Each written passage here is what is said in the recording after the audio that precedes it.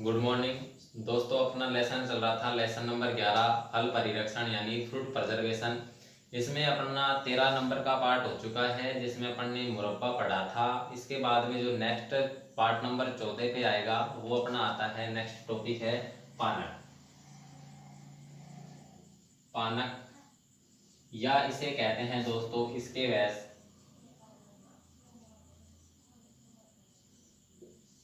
पानक या इसके वैस, ठीक है दोस्तों। अपना जो नेक्स्ट टॉपिक है वो आता है पानक या। पानक को इंग्लिश में कहते हैं इसके वैस।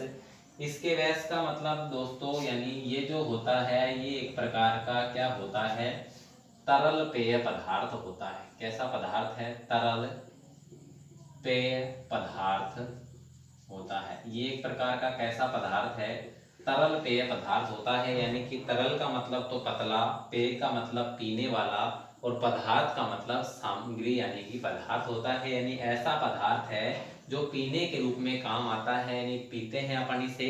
और ये जो होता है ये पतला होता है, यानी कि द्रव रूप में होता है, यानी तरल होता है। तो पानक को इंग्लिश में इसके वैस कहते हैं और ये एक प्रकार का तरल पेय पदार्थ होता है। अब इसकी परिभाषा की बात करें, पानक की अगर परिभाषा की बात करें तो देखिए दोस्तों, जो इसकी डेफिनेशन होगी, जो इसकी परिभाषा है वो क्या होगी।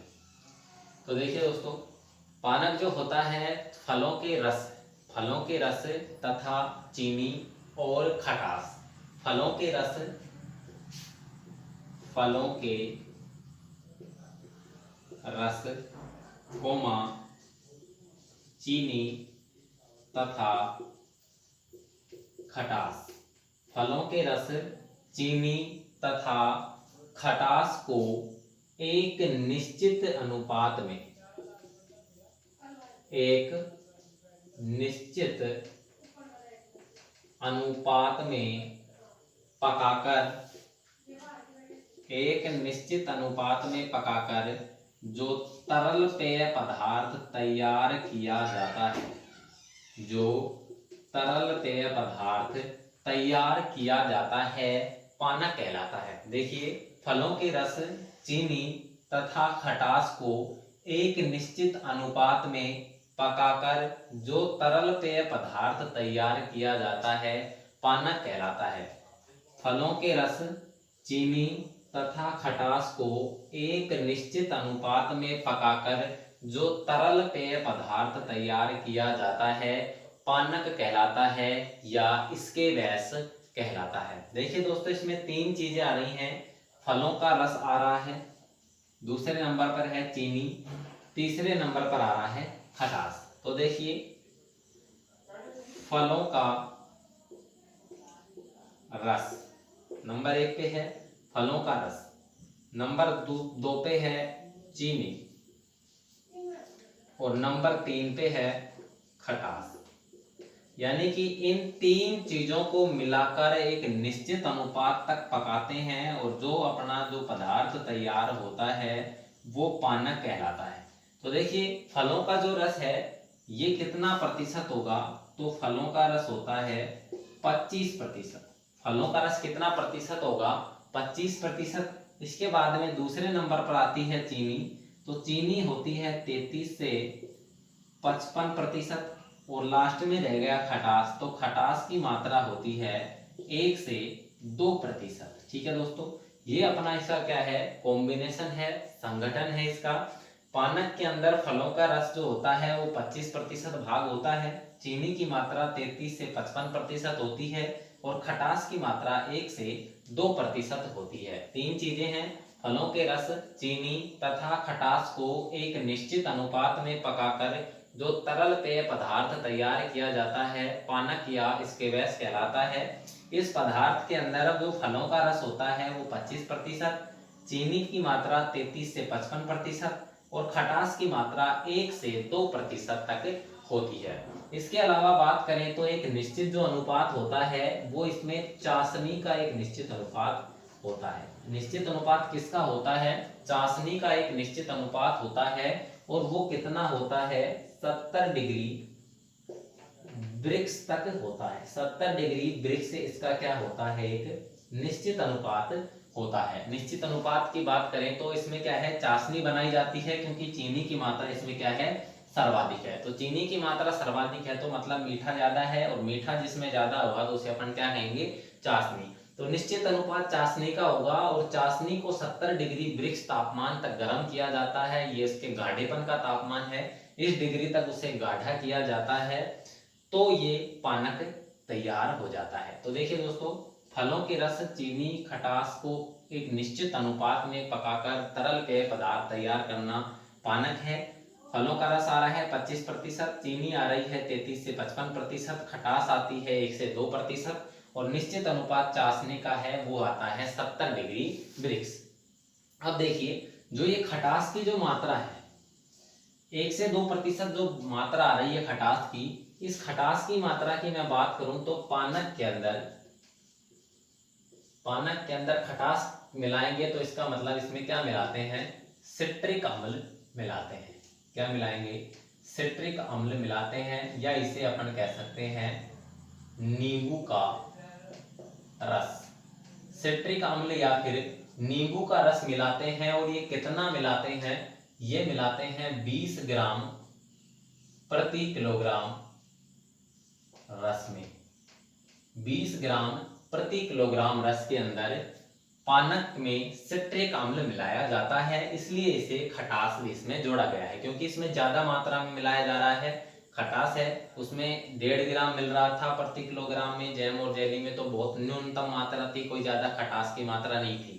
लेकिन यहाँ प्रति किलोग्राम रस में 20 ग्राम क्या मिल रहा है, सिट्रिक अम्ल या नींबू का रस डालते हैं, इसलिए इसे खटास का नाम भी दिया गया है। यानी खट्टेपन की मात्रा इसमें 20 ग्राम प्रति किलोग्राम के हिसाब से डाला जाता है, यानी कि 1 किलोग्राम फल रस में 20 ग्राम नींबू का रस या सिट्रिक अम्ल डालते हैं, इसलिए इसे खटास में तुलना की गई है। तो ये टोटल जो भाग होता है उसका कितना प्रतिशत होता है, 1 से 2% होता है। ठीक है, इसके बाद में जो बात आती है अपनी, वो आती है दोस्तों पानक के अंदर जो कुल घुलनशील ठोस पदार्थ होता है, यानी कि TSS, यानी कि total suspended solid, total suspended जो सॉलिड की मात्रा है ये होती है इसके अंदर कितनी, 40%। पानक के अंदर टोटल सस्पेंडेड सॉलिड की जो मात्रा है, यानी कुल घुलनशील ठोस पदार्थ की जो मात्रा होती है वो दोस्तों 40% होती है। यानी कि इसके अंदर कुल घुलनशील ठोस पदार्थ की मात्रा कितनी होती है, 40% होती है, इसलिए ये पतला पदार्थ है, इसे तरल पेय पदार्थ कहा गया है। ठीक है, देखिए जैम के अंदर जो कुल घुलनशील ठोस पदार्थ की मात्रा थी 68% थी, जेली के अंदर 65% आई थी, मुरब्बे में 68% आई थी, लेकिन पानक के अंदर कितना प्रतिशत है, 40% घुलनशील ठोस पदार्थ होता है, मतलब कि पतला ज्यादा होता है। तो तरल पेय पदार्थ है, यानी कि पीने योग्य पदार्थ है। इसके बाद में बात करें तो पानक मुख्य रूप से खट्टे फलों का बनाया जाता है। पानक मुख्य रूप से खट्टे फलों का बनाया जाता है, और खट्टे फल जैसे कौन कौन से हैं, तो आम हो गया, अंगूर, लीची, संतरा, नींबू आदि।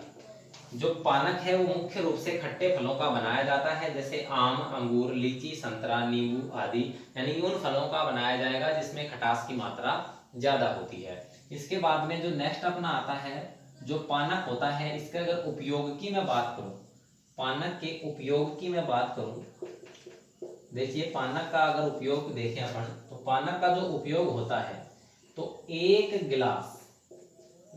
गिलास को छोड़ो, एक भाग पानक में 4 भाग पानी मिलाकर, इसका जो उपयोग होता है, एक भाग पानक के अंदर 4 भाग पानी मिलाकर इसका क्या किया जाता है, उपयोग किया जाता है। यानी ये ज्यादा खट्टा होता है, इसके जैसे 4 गिलास, 1 गिलास अगर पानक है तो उसका अगर अपन उपयोग करेंगे पीने के लिए, तो उसमें पहले 4 गिलास पानी मिलाया जाएंगे, उसके बाद में ये पीने योग्य बनता है, डायरेक्ट इसे नहीं पी सकते। ठीक है, तो पानक का उपयोग की बात करूं तो एक भाग पानक में, यानी एक हिस्से पानक में 4 हिस्से पानी मिलाकर फिर इसको तरल पेय पदार्थ का दर्जा दिया गया है, फिर इसे पिया जाता है। यानी पीने के काम में कब आएगा, जब इसके एक भाग के अंदर 4 भाग पानी मिलाएंगे, उसके बाद ये पीने योग्य बनता है। देखिए दोस्तों, पानक जो है, पानक को इंग्लिश में स्केवैश कहते हैं। स्केवैश है, पानक है, ये एक तरल पेय पदार्थ होता है, मतलब पतला ऐसा पदार्थ है जो पीने के काम आता है। इसकी परिभाषा की बात करूं तो फलों के रस, चीनी तथा खटास को एक निश्चित अनुपात में पकाकर तैयार किया गया तरल पेय पदार्थ पानक कहलाता है। फलों के रस, चीनी तथा खटास को एक निश्चित अनुपात में पकाकर जो पदार्थ तैयार किया जाता है उसे अपन पानक कहते हैं। पानक मुख्य रूप से खट्टे फलों का बनाया जाता है, जैसे आम, अंगूर, लीची, संतरा, नींबू। पानक के अंदर अगर संगठन की बात करें तो फलों का रस 25% होता है, चीनी की मात्रा 33 से 55% होती है, खटास की मात्रा 1 से 2% होती है। निश्चित अनुपात की बात करें तो चाशनी का इसमें निश्चित अनुपात होता है और वो होता है 70 डिग्री ब्रिक्स तापमान।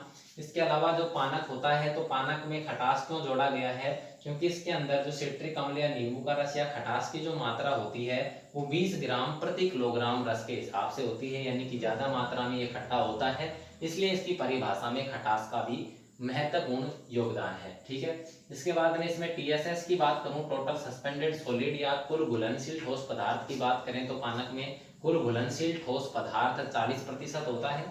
इसके उपयोग की बात करूं तो पानक का उपयोग करने से पहले उसमें 4 भाग पानी मिलाकर उसका उपयोग किया जाता है। ये देखिए, इसका जो जनरल डेफिनेशन है, इसकी जो जनरल सामान्य जो जानकारी थी, इसके बारे में अपन ने अध्ययन कर लिया है। नेक्स्ट क्लास में इसके बनाने की विधि के बारे में पढ़ेंगे और उसके बाद में अपना पानक कंप्लीट हो जाएगा।